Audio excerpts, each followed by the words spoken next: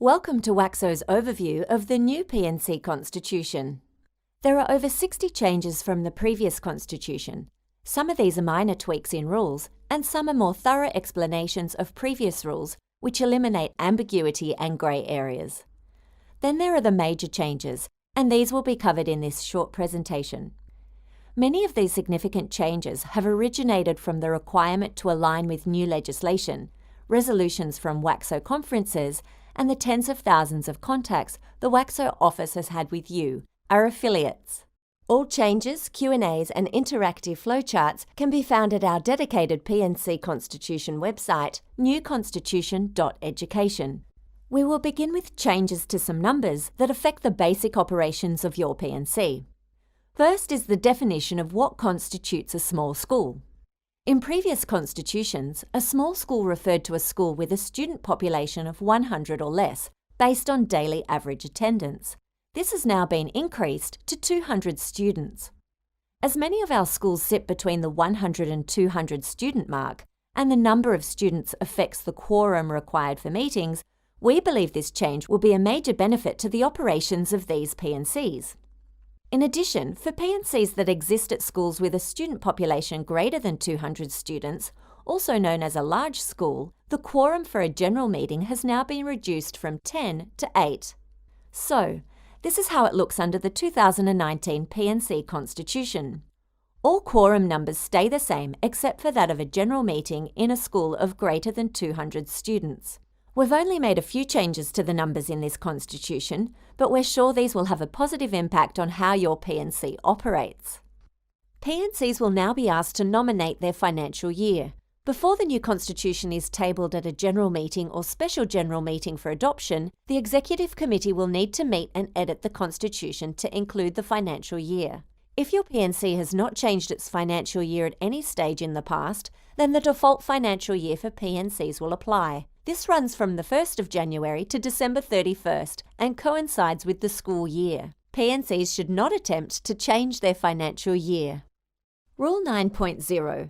Members may be suspended or expelled. This is a process that begins with a submission to the Executive Committee and after running its course, finishes with a special resolution put to a general meeting or special general meeting. This rule can be invoked when a member has persistently refused or neglected to comply with the Constitution, has persistently and willfully acted in a manner prejudicial to the interest and objects of the P&C, or has been convicted of any offence deemed prejudicial to the interests of the P&C.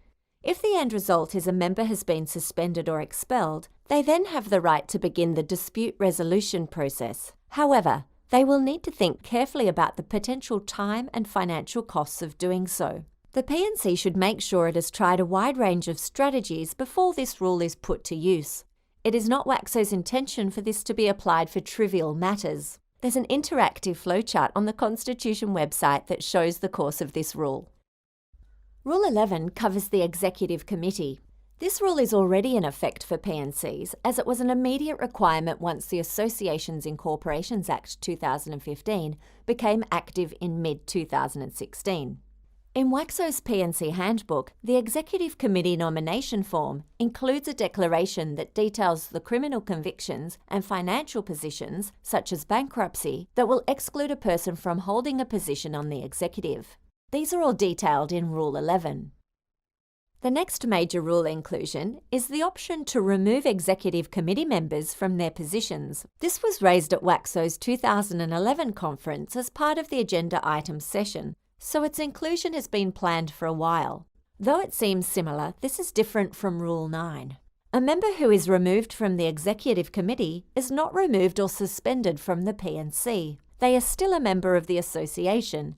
There are a number of reasons a member may be removed from the executive or an office bearer's position, but it's very important that the executive consider the consequences of this action carefully and try other methods to remedy the situation first. These are the reasons a person may be removed from the executive. Rule 14.3 states, "The Executive Committee shall have the power to declare vacant the seat of any of its members who, without leave or reasonable excuse, is absent from 3 consecutive meetings of the Association. The Executive Committee, in its absolute discretion, shall determine what constitutes a reasonable excuse."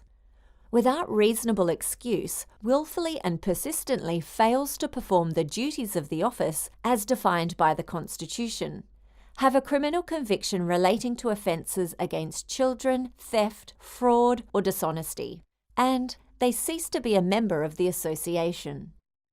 Rules 15, 16 and 17. These rules cover the roles of the President, Vice President, Treasurer and Secretary, which are the 4 office bearer roles within a P&C. First, it is not officially part of the Constitution, but WACSO has expanded the role of the Vice President to include WACSO Liaison. This replaces the former role of WACSO Representative. Please see the Resources section of the WACSO website or the P&C Handbook for explanations of this change and the additional duties for the Vice President.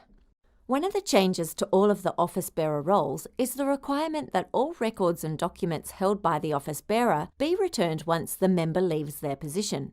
Although this simple action seems like common sense, there have been numerous instances where P&Cs have had to chase down records from previous office bearers, which can be very time-consuming. This is not just part of the Constitution, but is also part of the Associations Incorporations Act 2015.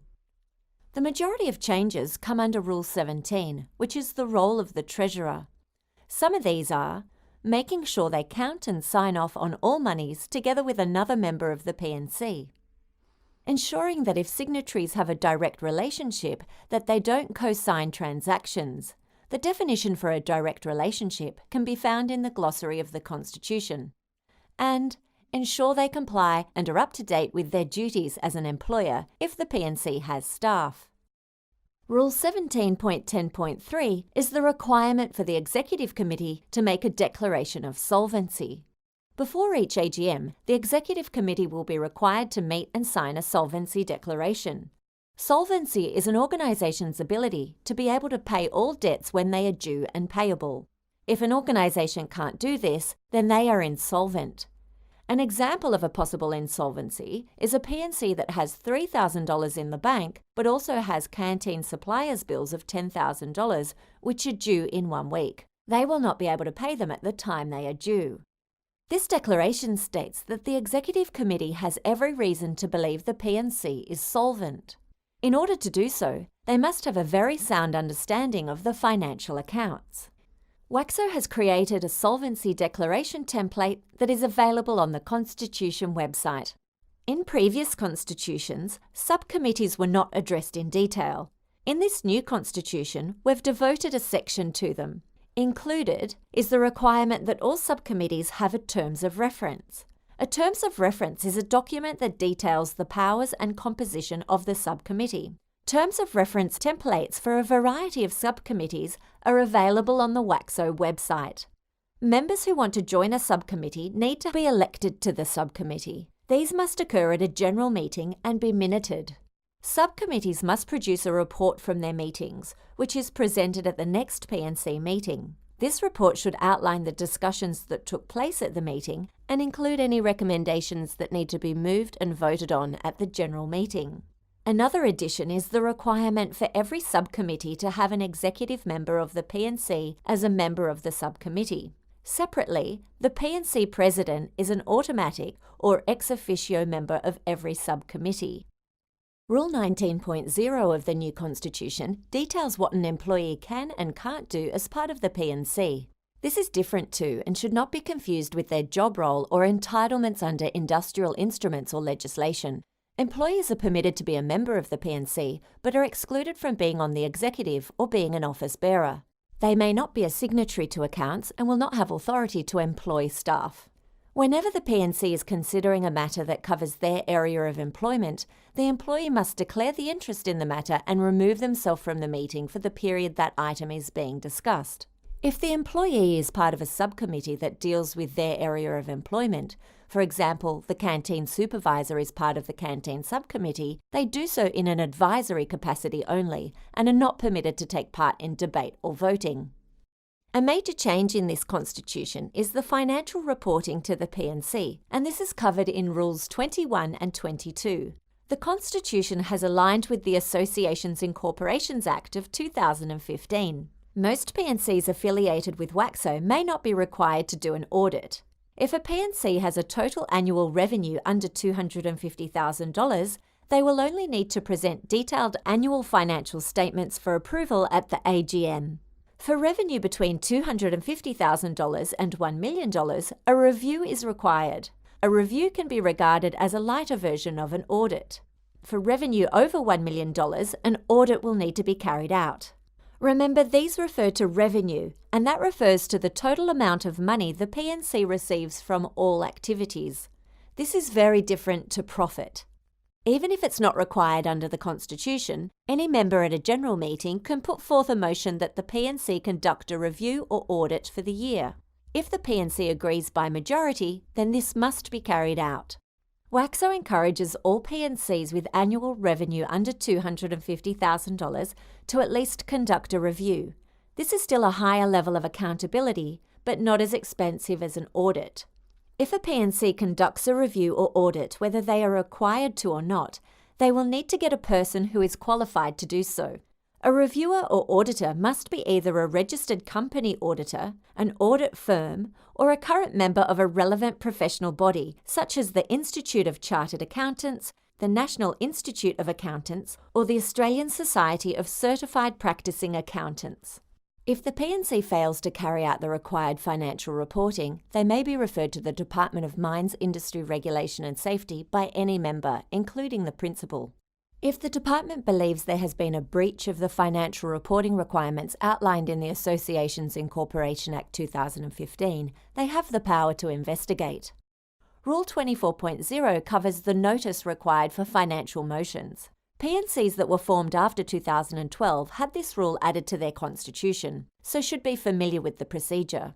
All P&Cs will now adopt this as part of the new constitution.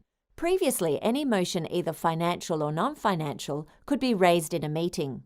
Going forward, financial motions, that is a motion to spend P&C funds, will require 7 days' notice for a general meeting and 48 hours' notice for an executive meeting. Financial motions can't be moved at a meeting anymore. This prior notice will mean the P&C will have to issue the notice of, or better yet, an agenda, 7 days prior to the meeting. Non-financial motions are exempt and can still be moved at the meeting. The reasoning behind this change is to encourage increased due diligence by P&C members before making financial decisions. WACSO have always made it clear that P&C members should avoid conflicts of interest within their P&C. This is important for the integrity of this association and also to protect the individual. If a member feels they have a material personal interest in a matter, before the meeting they must disclose it and not be present while that matter is being discussed and voted on. It's up to the member to make that declaration. It's a good idea for the chair to make a general statement at the start of every meeting explaining that members with an interest should declare that interest. A material personal interest is when a member or anyone in a direct relationship with them stands to have a direct or indirect benefit or loss from the matter before the P&C. The new constitution also includes a disputes and mediation procedure, Rule 28.0. The inclusion of this procedure is a requirement under the Associations Incorporations Act 2015. It gives the P&C a formal way of dealing with disputes that arise. This is important as often without a proper procedure in place, general disputes can deteriorate to personal conflicts. While the procedure is extensive, it is easy to follow. There is an interactive flowchart on the new Constitution website that covers this. These are just some of the many changes in the new Constitution. Please have a thorough look through the Q&As and other resources on the new Constitution website, newconstitution.education. Thank you for listening.